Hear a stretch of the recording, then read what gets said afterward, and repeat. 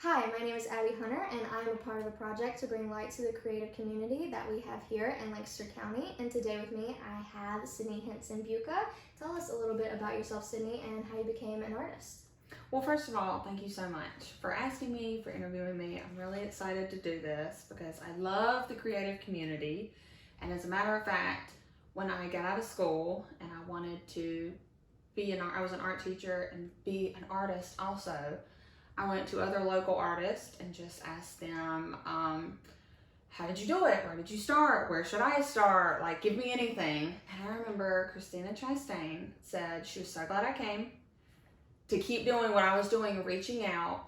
You know, she helped me and that I needed to also help others because that's what we do in the creative community. She was like, friend, other artist. And I loved that. And I've kept that in my heart as I've gone throughout the years to help others and ask others for help.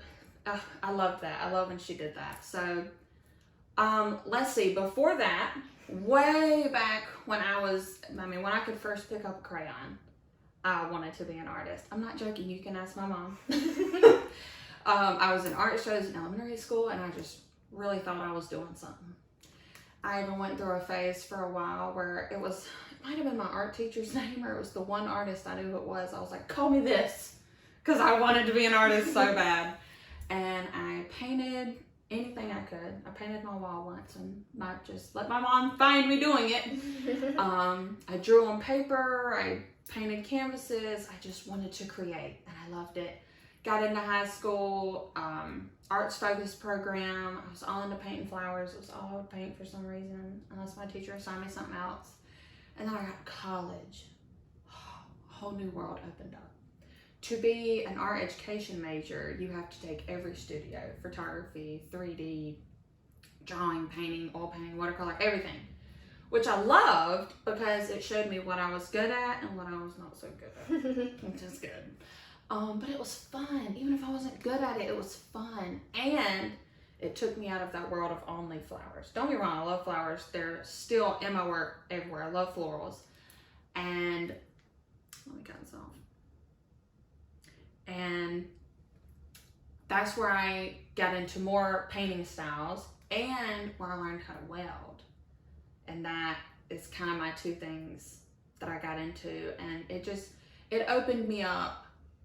It opened my artist world up so much. So to answer your question, I don't know, I think I was just born this way.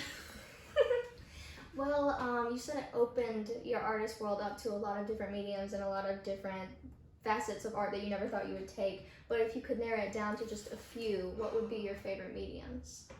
Well, I know you walked through my house when we came to my studio out here. So I love to add color to everything. I like to design my house. My precious husband lets me do whatever I want in there. So design.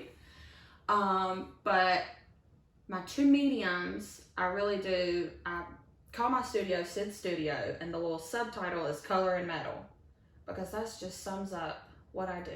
I love to paint, color, super bright, super colorful, lots of colors, just all the things color, and then metal. But funnily enough, with metal, I like straight carbon steel. Metal sculptures, welded, rust. Carbon steel is like a gunmetal gray and it will eventually rust.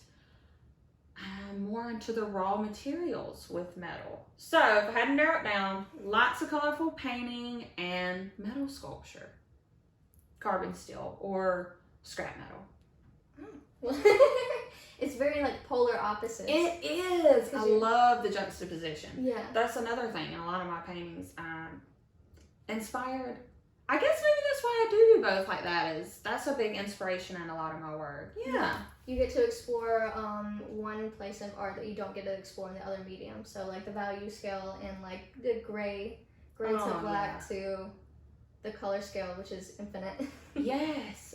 I love the way you put that, because yes. And I know you don't live in Lancaster, but you're heavily involved in the arts community in Lancaster. How would you say that's affected your life as an artist? Oh my gosh, so much. So grew up in Kershaw girl. So grew up in Lancaster County schools, and I got to know a lot of the people in the Arts Council that way. in the community that way, and I feel so lucky because I taught high school for 8 years. You know that. Yes. And I loved it. I loved it so much. But when I had my second baby, we decided I would stay home with them and jump off and do my dream of being a full-time artist. Again, oh my God, my precious husband. So when I took that dive, I'm sorry, I forgot where I was going. When I took that dive off into that world, it was so scary. Like, I had taught this safe job. I knew exactly what was coming in for 8 years. I got there at the same time, left at the same time, very scheduled, very safe. So it was very nerve-wracking when I jumped out on my own. But oh my gosh, it was the best. Everyone in Lancaster County, I mean, the Arts Council, they've kept me busy. It has meant so much to me that my home county, my hometown, really, you know, called me for sculptures, which led me, you know, that got me into another place that offered me another sculpture, art exhibits, teaching arts camps, lots of recommendations or hiring me themselves. It meant a lot to me, and also meant a lot to me because I was involved with the community and county that I felt like helped build me as an artist. Because the Arts Council is actually the same building where I would go to those art shows as an elementary student. So it just felt really full circle and meant a lot to me to be involved in the arts community in Lancaster County. And you said that you taught high school for 8 years. I was one of your students. But what do you think teaching art taught you? I remember I used to put, it was either like my email signature, maybe I put it on my syllabus. Oh my goodness. It was either Salvador Dali or Pablo Picasso. I want to say it was Dali. That to be inspired is to inspire. Or it was something like that, to where like I wanted to inspire my students. And I wish I could remember that quote. It was so good. And I kept that in my mind because I didn't want to just teach. I obviously wanted to teach y'all color theory, my favorite, shading, 2D, 3D, all the things you could do with art and all those, the foundation for those. But I also wanted to inspire you as an artist myself, not just a teacher, but an artist. And I wanted y'all to see it could be a career, or art could be used in not just an art career or artistry, in so many other creative ways in life, or any job venue that you could really use these things. So it really opened up a part of me as a teacher to be more of an inspirer. Yeah. But I guess y'all kind of inspired me that way. Yeah. It was nice. I would say that it taught me that, and to also, I wanted y'all to see what I learned in college also, to keep y'all's mind open, and it made me keep my mind open, because as I created art with y'all actually taught me things that I had never seen done. Yeah. So my students kind of taught me as much as I taught them, just creating art together. And to talk a little bit more about, you said that you wanted to inspire your students and your students inspired you.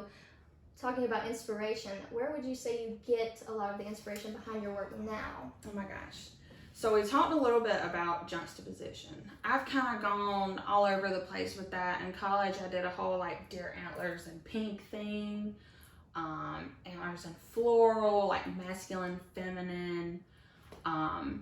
I've done a lot of like black and white pattern to like organic shapes and colors. So I guess maybe a lot of my work is in those like opposing forces or juxtaposition. Like I really like that. I've gone back and forth between that. I mean, I can look back on college. And one thing that has always remained is color. Color. I love bright. Even when we would paint murals at school, it's because I wanted more colors in the hallways. Yeah. It just makes you happy. And nature. So I said a little bit about antlers, a little bit about animals, but also greenery, flowers, even the shadows being cast in the woods outside my studio window right now. And lately, we just built this studio, and in front of it is my garden, and my daughter and I have planted like a lot of flowers outside, and they bloom at different times. And I've actually been taking pictures of them as they bloom, because I don't know if my inner Georgia O'Keeffe is coming out or what, or now I'm like all of a sudden a green thumb obsessed with it. A lot of flowers are really starting to inspire me. The colors, as well as the shapes, and just the beautiful blooms. So definitely a lot of nature as well, my inspiration. Sounds good. And just to wrap it up, I have one more question for you. What does being creative mean to you? Oh my goodness. That's a big answer. That's a big question. Yes. Well, I definitely think it is situational, person to person. I think being creative can be your diary, whether that be a written or a canvas. It can be a therapy. Again, musically, visual arts, anything. Just, getting that energy out in a creative way. Creativity can be designing your home. It can be color on a canvas. Your garden, how you landscape it. I definitely think creativity is, like I said, person by person and situational. For me, it is truly getting to be myself. I think that's another reason I wanted to try and do art full time, is I wanted to do my art and try and make a living that way. Just whatever came out of me, make that. That creativity for me is getting to, whatever comes to me, that's what I create, and just the freedom to get to do that. That was a very creative answer. And thank you for your time. Thank you so much.